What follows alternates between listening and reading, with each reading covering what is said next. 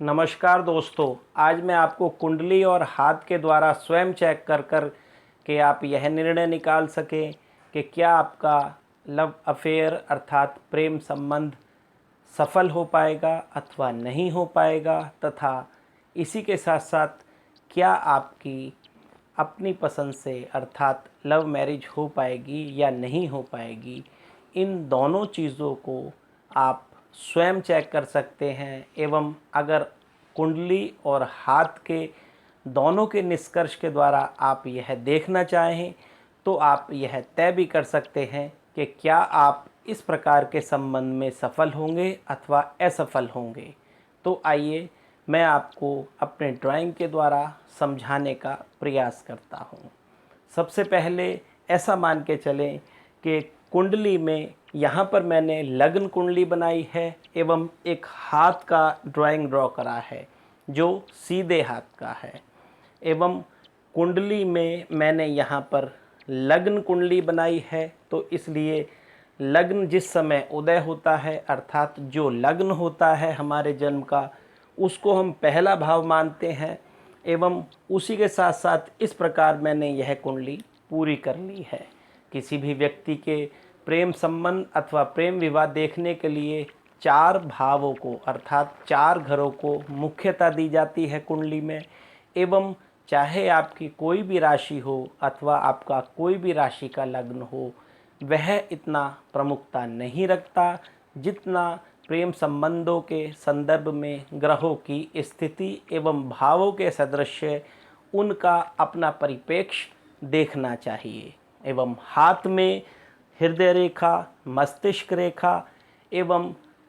जीवन रेखा को मुख्यता देनी चाहिए। इसी के साथ साथ यह भी देखना चाहिए कि बृहस्पति एवं बुध की उंगली अपने आकार में अत्यधिक छोटी तो नहीं है। तो आइए मैं आपको थोड़ा सा विस्तृत से समझाने का प्रयास करता हूँ। वीडियो अगर थोड़ी लंबी हो जाए तो कृपया उसे देखिएगा, आपके बहुत काम आएगी। यहाँ पर लग्न कुंडली में जैसा कि मैंने बताया कि पहला भाव अर्थात प्रथम भाव, जहाँ हमारे पूरी गर्दन से लेकर मुख अर्थात मुंह नहीं, पूरा मुख अर्थात चेहरे को संक्षिप्त रूप में रिप्रेजेंट करता है, एवं दूसरा भाव हमारे चेहरे का पूरा एक्सप्रेशन तथा बोलने का अर्थात इस मुंह का भाव भी दूसरा भाव कहा जाता है। जबकि पंचम भाव कुंडली का हमारे दिमाग से संबंधित होता है, एवं सप्तम भाव मित्रता, साझेदार एवं लाइफ पार्टनर का अर्थात स्त्री के लिए पति का एवं पुरुष के लिए पत्नी का होता है। पहले भाव का चूँकि नेचुरल काल पुरुष में पहले भाव में मेष राशि की कल्पना करी गई है, दूसरे भाव में वृष राशि की कल्पना करी जाती है, पंचम भाव में सिंह राशि की कल्पना करी जाती है एवं सप्तम भाव में तुला राशि की कल्पना करी जाती है। क्योंकि यहाँ पर इन चारों भावों में अगर आप मुख्य रूप से समझें तो एक बात विशेष समझने की होती है कि दूसरा भाव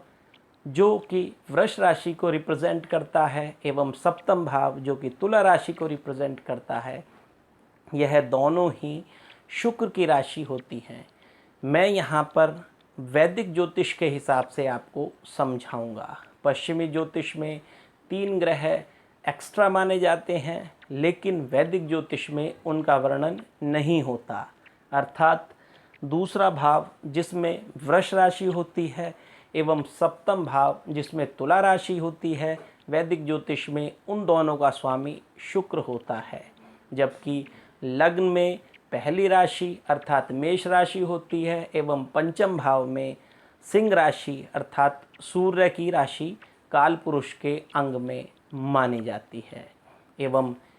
चाहे किसी व्यक्ति की लग्न कुंडली अथवा चंद्र कुंडली में किसी भी प्रकार के ग्रह पड़े हुए हों, लेकिन प्रेम एवं प्रेम विवाह के संदर्भ में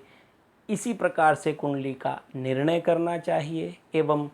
प्रेम संबंधों में असफलता के लिए भी इन ही भावों को देखना चाहिए, तथा हाथ में हृदय रेखा, मस्तिष्क रेखा एवं जीवन रेखा अर्थात हार्ट लाइन, माइंड लाइन एवं लाइफ लाइन को मुख्यता देनी चाहिए। जबकि पहली तर्जनी उंगली अर्थात जुपिटर की उंगली एवं कन की अर्थात कनिष्ठ का उंगली, बुध की उंगली को भी हाथ में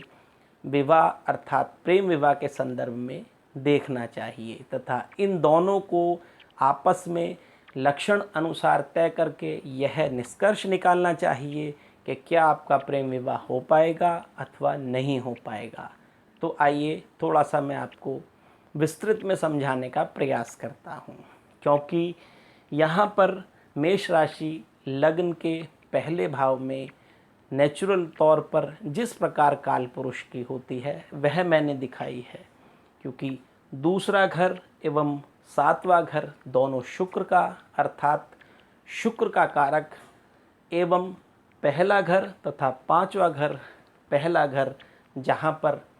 मंगल का वहीं पांचवा घर सूर्य का होता है, अर्थात प्रेम के संदर्भ में शुक्र, सूर्य एवं मंगल तीन ग्रह कुंडली में प्रमुखता रखते हैं। एवं अगर मंगल या शुक्र एक ही भाव में पड़े हुए हों या सूर्य एवं मंगल एक ही भाव में पड़ा हुआ हो या मंगल, सूर्य एवं शुक्र एक ही भाव में पड़े हुए हों या शुक्र एवं सूर्य एक भाव में, जो कि अक्सर दिखाई देते हैं, पड़े हुए हों, तो इन ग्रहों के सादृश्य तय करना चाहिए कि क्या हमारी लव मैरिज होगी या नहीं होगी। अगर लग्न पर या पंचम पर या सप्तम पर मंगल अकेला ग्रह स्थित हो एवं शुक्र दूसरे, पांचवें, सातवें या पहले घर में हो तो निश्चित रूप से प्रेम विवाह होता है। लेकिन इसी के साथ साथ हमें हृदय रेखा को देखना चाहिए। अगर किसी व्यक्ति की हृदय रेखा सीधी बृहस्पति तक पहुंचती हो तो ऐसी स्थिति होने पर अगर मंगल पहले घर में है तो प्रयासों के द्वारा विवाह होगा एवं अगर मंगल सातवें घर में है तो भी प्रयास एवं उपायों के द्वारा विवाह हो सकता है। लेकिन अगर मंगल इस पहले सातवें घर के अलावा किसी और भाव पर बैठा हुआ है तो कितने भी प्रयास कर लें विवाह नहीं हो पाएगा। इसी के साथ साथ अगर पहले घर में शुक्र बैठा हुआ है एवं पांचवें घर में शुक्र बैठा हुआ है या सातवें घर में शुक्र बैठा हुआ है तथा हृदय रेखा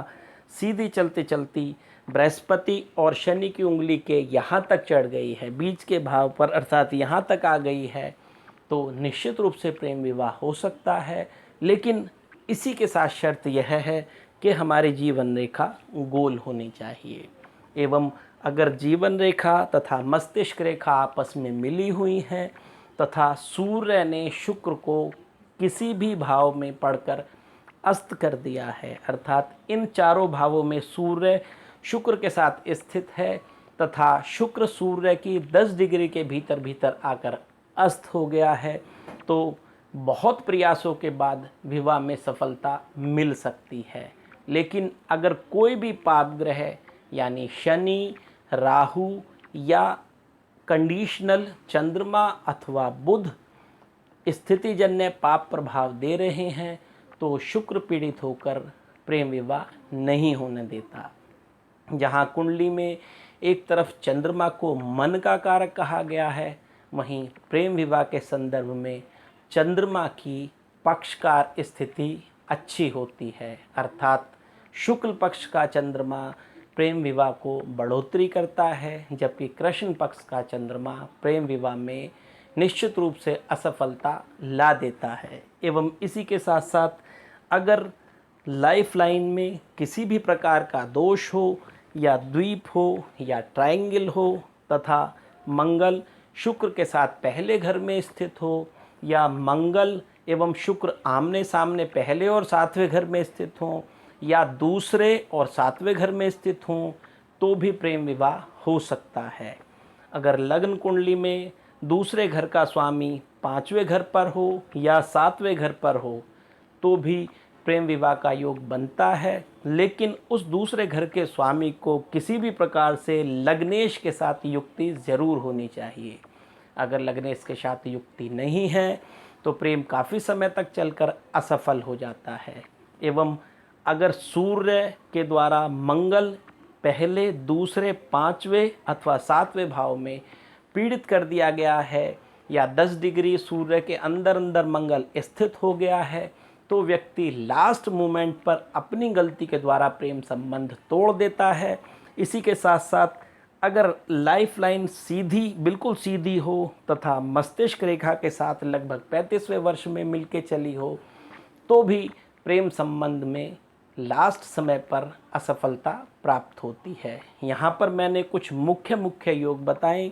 लेकिन कुंडली तथा हाथ के निष्कर्ष के द्वारा बड़े ही आसानी से यह तय किया जा सकता है कि कोई व्यक्ति प्रेम में सफल होगा अथवा असफल होगा। आज इतना ही। मैं आशा करता हूँ मेरी वीडियो आपको पसंद आई होगी। नमस्कार।